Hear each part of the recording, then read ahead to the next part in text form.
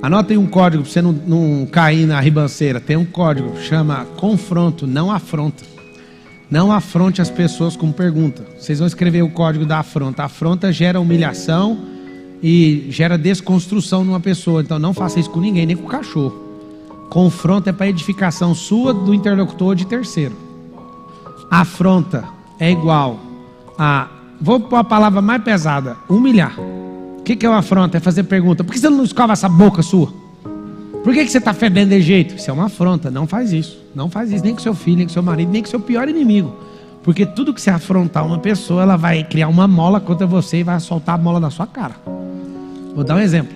Um grande amigo, teve um cara bandido que tomou um negócio dele. Eu não vou falar o que é porque ficou público e notório e tal. E aí ele tomou, quem estava errado? O cara que tomou um negócio desse amigo meu. Esse amigo meu foi 3 vezes mais maligno na vingança que ele fez e ainda postou na internet. Aí eu liguei para ele e falei: brother, nós somos amigos e tal, posso falar uma coisa? Você foi além do que você precisava e você está apertando uma mola e o cara está errado, você ficou mais feio que ele e ainda vai te arregaçar. Porque você afrontou o cara. E o que eu quero te ensinar é o seguinte: tenha sabedoria, nunca afronte ninguém, mesmo o ladrão que roubou você. Porque esses dias eu vi um caso de um ladrão que processou um comerciante. Ele entrou na padaria para roubar, levou uma surra e ainda processou o dono. Sabe o que acontece? A vontade que dá é de bater em ladrão, sim ou não? Usa as forças moderadas e progressivas caso necessário. A legítima defesa, você nunca vai receber legítima defesa se você exceder na força. Sabe o que vai acontecer? Vocês querem saber ou não? O cara vai ganhar indenização. O cara invadiu a padaria, é porque você não entende direito. Isso, ele vai ganhar uma indenização que ele não ia levar no roubo. Caraca, isso chama exercício arbitrário das próprias razões. E se converter e pegar um juiz bem doido, porque cabeça de juiz é igualzinho às galáxias, ninguém conhece. O que vai acontecer? Ele vai dar uma ordem e vai falar. Você ainda vai responder criminalmente, além de dar uma indenização. Aí você que é trabalhador, o cara entrou lá, você fala: mas me deu vontade. Mas não é assim não, filho. Força moderada. O que aconteceu? Vai se lascar. E vocês podem ficar tranquilos. Gente tola, se for humilhada, vai fazer você engolir humilhação um dia. Vocês ouviram o que eu falei? Se você humilhar um tolo, o tolo vai te obrigar a engolir esse negócio. Não tem como escapar. Ele vai fazer você engolir isso aí. Ele não abre mão da vingança, um tolo. Nunca. Um sábio abre. Um nobre abre mão da vingança. O tolo não. Por isso, em 100% dos casos, não afronte ninguém.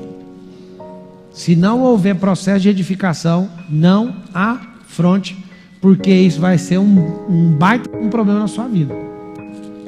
Tem um cara aí na internet que ele ferrou com um monte de gente, encheu o saco de um monte de gente. E um monte de gente processou, fez não sei o que, eu fiquei só na minha. Morreu a conversa. Aí um dia ele veio perguntar: por que esse cara não me processou? Porque nós não para de prosperar, amigo. Não dá nem para entender o que você está falando. E fomos embora. E ele larga de pé, acabou a conversa. Quando você fala: vamos arregaçar esse cara porque ele está sendo injusto comigo.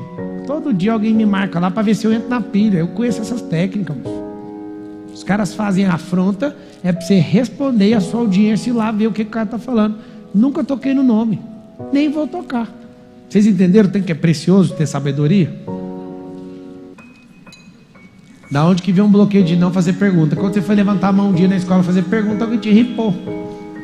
Seu pai: cala a boca! Você era menino, não falava. Aí você começou: pai. Aí, primeiro você não fala, né? Você está lá de boa, seu pai: fala, meu filho. Vai, minha filha. Fala. Aí você fala: vai, papai. O que é isso, papai? O que é isso? Cala a boca! Aí você vai e passa um período da sua vida calado. Primeiro você vem calado, ele te ensina a falar, você fala. Você começa a falar, ele manda você calar a boca. Aí depois fica aquele menino oprimido na mesa de jantar: meu filho, estou preocupado com você não fala nada. Ele olha para você e fala: você é um doente mental. Você me faz falar, eu falo. Aí eu começo a falar, você me faz calar a boca. Agora eu estou com a boca calada, você quer que eu falo?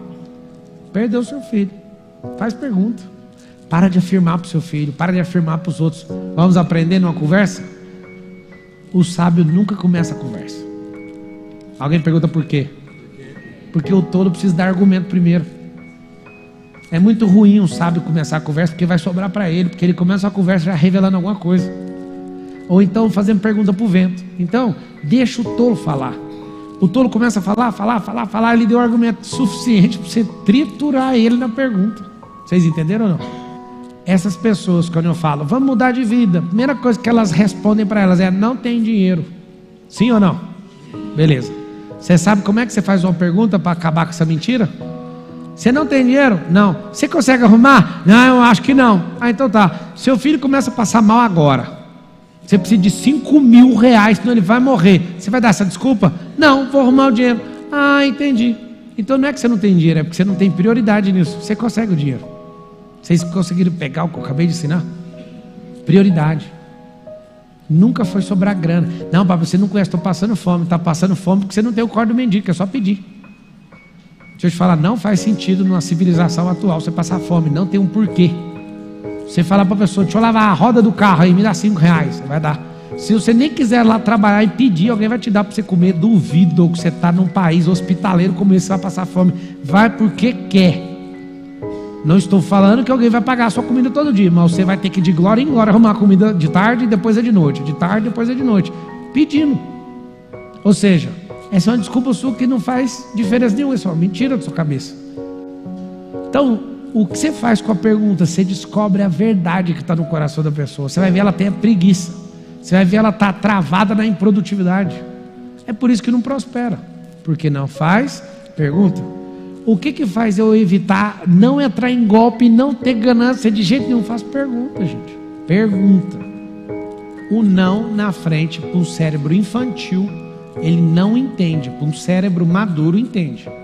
Então, com crianças ou com pessoas bem imaturas, não use o não na frente. Porque é a mesma coisa, tipo, não pise na grama. Aí a pessoa vai pisar porque o não faz diferença. Mas só para você entender a didática do próprio Deus, ele escreveu nas tábuas. Está escrito: não matarás, não roubarás, não. Se fosse uma grande técnica tão poderosa assim, Deus não escreveria desse jeito na tábua. Tá bom? Não há problema para cérebros maduros você pôr um não antes.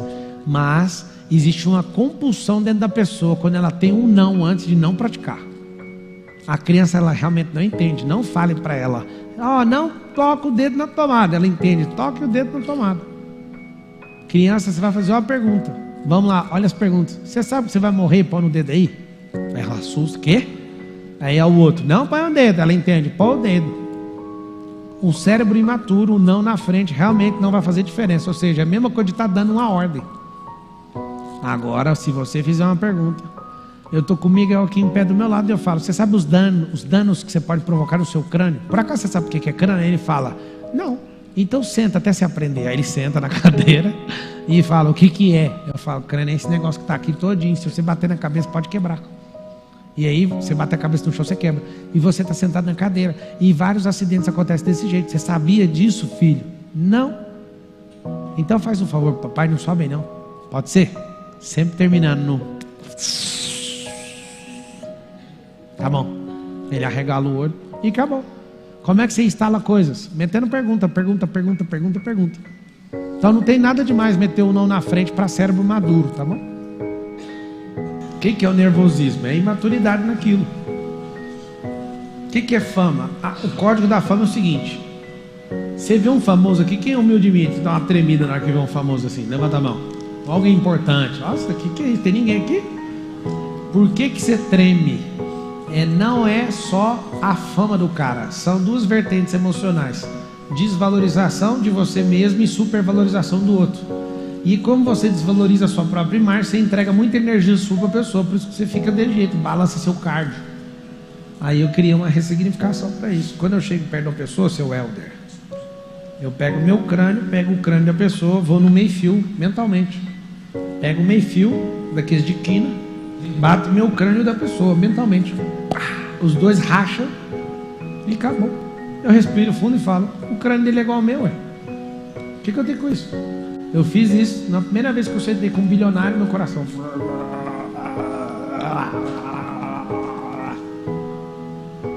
Aí eu parei. Os dois crânios explodiu, desacelerou meu cardio. Cheguei lá e ainda rachei ele no bambu ainda. Foi ali que eu parei com isso. Isso deve ter acontecido em 2013. Quando aconteceu isso, acabou. Vai fazer 10 anos agora. Pode vir o Steven Spielberg, pode vir o dinossauro T-Rex lá de dentro do filme, que eu não estou nem aí para ele. Sabe por quê? Porque quando você se valoriza, não dá para você tirar a sua valorização para dar alguma coisa para o outro se valoriza ou não, é problema dele. Aí você começa a criar um campo de energia. Então a sua fala, quanto mais simples, menos você vai ter problema de carga. Agora, qual o problema que você às vezes fica abalado? Você vai para um lugar, você quer fazer uma pergunta maravilhosa para todo mundo ficar impressionado, sim ou não? Sim. Você quer ser aceito, você quer ser amado, é um tanto de coisa que você gasta energia com o seu cargo. Alguns têm medo de fazer pergunta para mim porque sabem que vai levar. Então eles ficam veaco, aí vai bater. Mas quanto mais humilde, mais simples você for, menos eu vou bater. Tem gente que fala, não, já que eu vou apanhar, deixa eu te explicar. Aí a pessoa já chega armada. Isso dá um medo nela. Agora bate o pé firme. Você sabe que você é imagem e semelhança do Criador, moço. O que você vai afinar para alguém? O que você vai curvar para isso? E aí quando você começa a ter isso, cara, você vai para uma discussão, seu cardio nem acelera. Você tem que ver, mano. Eu entro em discussões severas e essas discussões não mudam em absolutamente nada para mim, porque eu dou um passo emocional para trás e dou uma flechada de perguntas, já era. Não entre na emoção, no furacão das emoções, sai fora.